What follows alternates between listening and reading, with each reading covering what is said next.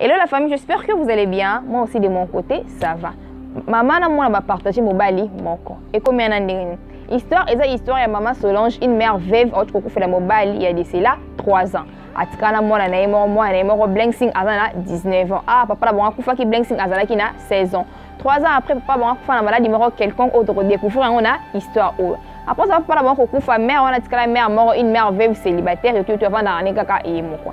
Alors bané comme koleka moi na bango ya moi si Blanksing o azana 19 ans azana petit chéri ne mo comme arme va avoir relation na bango bolingo bien va avoir relation na bango jusqu'à ce que Blanksing ay kokomana zemi kokoma Blanksing akomi na zemi na choix na mi sana comme na zemi mai déjà sopene le kosa les até avant d'ici maman na eske maman na mi choisa buna na zemi tara ba mère akishasa asilika mais mai déjà sopene le kosa la ezate isimo ane OK na za pusana mona mobali wana kutana naye na sola naye masolo ya kwanga tikela bateke ya immobilier tikela Imo Congo hôpital ya PDG expert docteur en immobilier Leinzau Mayala pokuna mapangu nyonso za ya koteka sans exception esengeli boyebake pona ba problème na bino nyonso etali vente achat paix location équipe ya ba professionnel ya Imo Congo hôpital ba traitaka yango dada avec impact na idéologie botu na nganini ba service eza yele na Imo Congo hôpital lokola vente achat location paix likambo etali déménagement na bino bomi tungisa kutu te po ba bis permanent etandami wana kaka pona ko servir ba client na bango. Bonjour,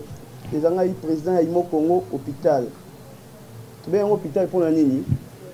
Donc toute personne ozoluka ndaku ya kofutela to ya kosomba pana biso ba maladie en immobilier. Alors nous sommes là pour na traiter cause ba solution. Muto ozoluka villa, concession, terrain vide, même en location ou bien achat. Donc moi et mon équipe nous sommes disponibles pour nous avoir la solution. Faites-nous savoir tous vos besoins immobiliers et nous nous chargerons du reste. Imo Congo nyonso ya koteka sans exception. Mapango nyonso eza ya koteka sans exception. Wana route de Matadi, beaucoup d'infirmières, d'infirmières bazali, bakoyamba bino, bakosala musala comme il faut. To bengi bino ebele ba maman ba papa, ozala posa achat, vente, location. Toza wana pona kopesa bino ba solution ya ebele. Mama kozala no de cité toza awa biso moko okoti osu lobiko na yo. Mapangu nyonso eza ya koteka sans exception. Biso na Imo Congo hôpital, mapangu nyonso eza ya koteka sans exception na bino.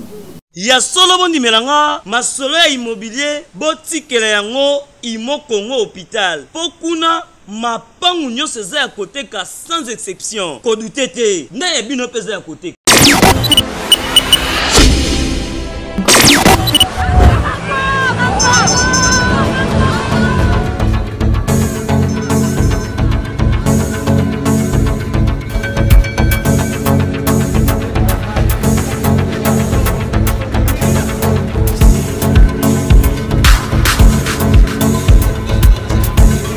Hello la famille, j'espère que vous allez bien. Moi aussi de mon côté, ça va. Maman na moi va partager mon bali moko. Et comme il y a histoire ya maman Solange, une mère veuve autre que fait la mobile il y a de cela 3 ans. Atikana moi na Blanksing azana 19 ans. Ah papa la bon akufa ki Blanksing azana ki na 16 ans. 3 ans après papa bon akufa na maladie mort quelconque autre découvrir on a histoire ou. Après ça papa la bon akufa mère on a tikala mère mort une mère veuve célibataire et tu vas dans kaka et moko. Alors bané comme koleka moi na bango ya moi si Blanksing o azana 19 ans azana petit chéri ne mo comme arme va avoir relation na bango bolingo bien va avoir relation na bango jusqu'à ce que Blanksing ay kokomana zemi kokoma Blanksing akomi na zemi na choix na mi sana comme na zemi mai déjà sopene le kosa les até avant d'ici maman na eske maman na mi choisa buna na zemi tara ba mère akishasa asilika mais mai déjà sopene le kosa la ezate isimo ane OK na za pusana mona mobali wana kutana naye na sola naye Blanksing pe anzimi akeko yesa mobile na armo que non na sole maman na isiki na za zemi asiliki mais après avoir kosilika asalika ki motabo maman akidi sikanda la basa pusa mona o asola na faut préparer jour oya kokutana maman na bo sola na makambo ya zemi arma pe kuna anzimi ba préparer jour pour kotala maman beaucoup ba sola maman beaucoup makambo ya zemi et comme le jour en question Blanksing akazui armo ayena armo na ndako ba kutana maman na ba sola makambo ya zemi aye ba vansi armo na ndako pe si armo ji anzi comme les tout voilà.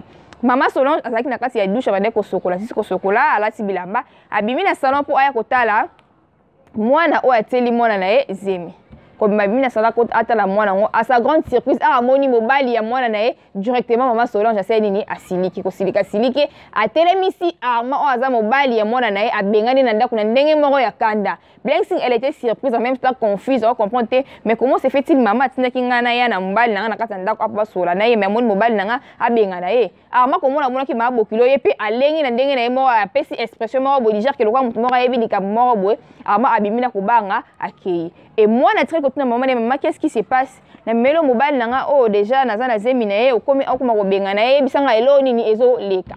Maman so ko répondre moi na ye. Et moi na ke ko akena azu téléphone na ye abengi mobile na ye Armand. Abime komi wana ndenge ni comment se fait-il que maman nanga benga na yo yo na maman nanga bozana relation na quelqu'un na maman nanga mobile azu ko répondre moi si elo côté. Moi tellement elle était confuse oye bate asala nini. Azon ka papa maman na ye bis maman me dit moi qu'est-ce qui se passe mobile o a sentenga ye wana sko e komi ndenge nini que on ko benga na mobile o nga na zana zemi na ye en ce moment là maman Solange abandi kolela bandi kolela zolela bi moi na kwa volo vérité mo mezana mutema yako limbisa ngai maman fuka meli mwana ko senga mwana na ye pardon ayebisi mwana na ye atovene ko vana papa na yo te mba posa nzote bande ko leka makasi na ndeko kinde ko tricher papa na yo libanda. Ok, na ko tricher papa na libanda la mala mibali mususu na ko se rendre compte que na ko zwa VIH na ezaki atteinte na sida na ko zwa sida vi ke ngamo pe na miyeba kite na zoli sida na ndenga libanda na na ndako na ko pesa ngo pe papa na yo. Alors mon papa na ko découvrir que akomi na sida na ezaki ko uta pa na ngai abone ko teba souci jusqu'à ce que ba souci na mema ki na liwa. Alors on est na tikala ki na sima ana tikala ki na sida na talaki boye na comme déjà mukolo mais ba pourtant te silingate na ndima ki na se décider na koma ko linga bala mikeli genre ba petit bouchu ba bébé bouchu bala mo ba za ba 20 quelque na koma ko sana koma ko bimala bango. Alors parmi ma bébé bouchu na nga parmi bala mikie o nga la bimala bango mobali oyo ko présenter nga ki o lobi ki ozana zemi na ye pe ba petit bouchu na ye pe azala kana kati. Moi la bandi ko lela es maman non.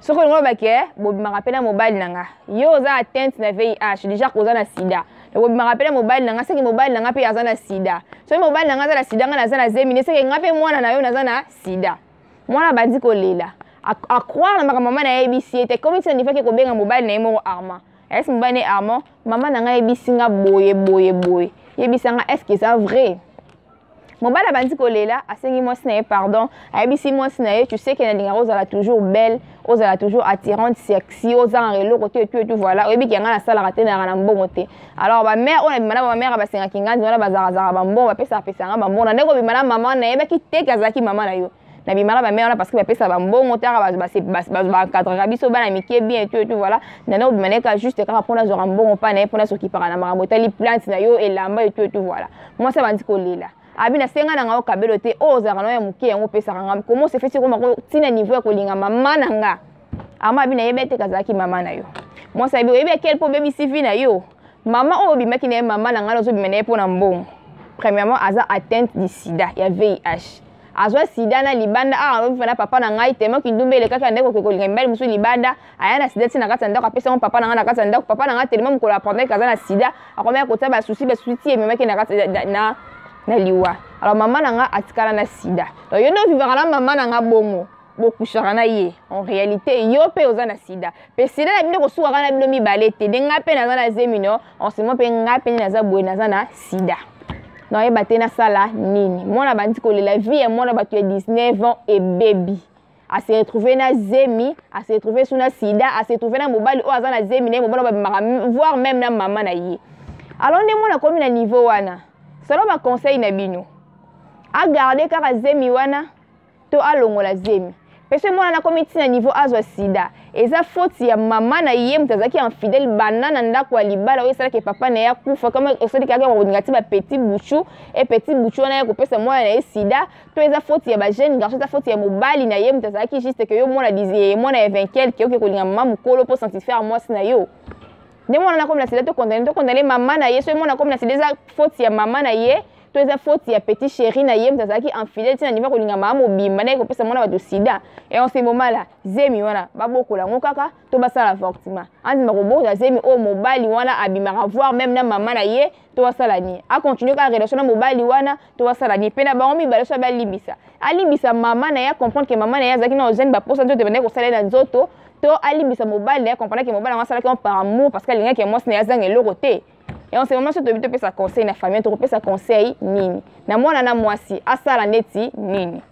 Alors, tozo zela bino balandi na biso ya tia maloba TV o bolandi histoire oti na suka bo pesa ba point de vue na bino na ba commentaire pour toyeba kosunga famille o na situation o ekomeli bango toyeba soki mwana wana asala nini. Alors ce bo sepelaki na histoire o yo tikete to remercier Beni Kebazaki na sima ya caméra ainsi que les grands journalistes Grady Mouya et Tan.